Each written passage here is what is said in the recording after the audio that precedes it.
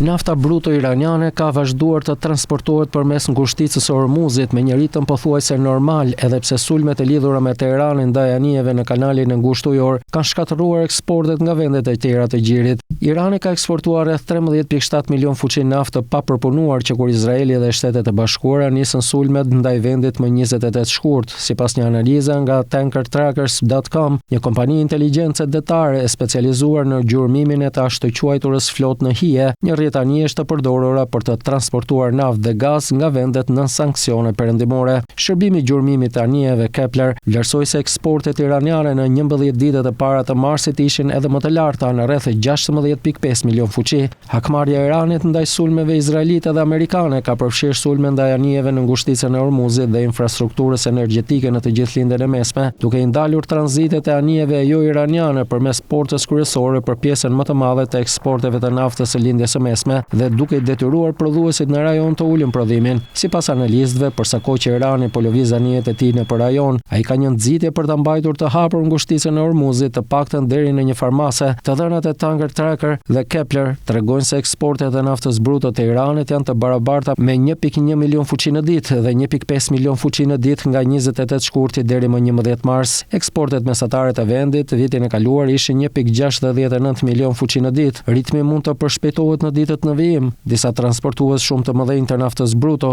anijet më të mëdha të naftës në shërbim, ende po ngarkojnë naftë në qendrën e eksportit të ishullit Kang të Iranit. Përpara sulmeve të nisura me 28 shkurt, Irani kishte rritur eksportet në rreth 2.17 milion fuqi në ditë në shkurt, në pritje të një veprimi ushtarak izraelito-amerikan.